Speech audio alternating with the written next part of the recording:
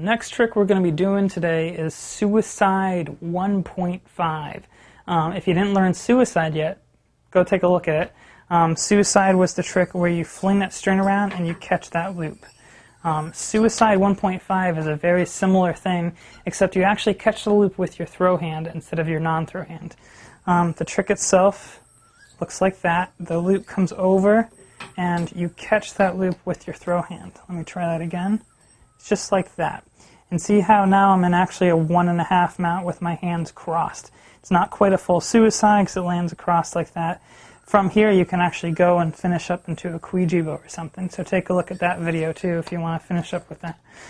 But what you do is as the loop's coming over, like so, you take that loop and you actually catch it with your throw hand like that. So one of the things you can actually do to practice is throw it over and aim with your pointer and catch that loop just like so. Once you have that down, you're catching that loop, you actually can take your non-throw hand and it comes across into this string. As that happens, let's try this again.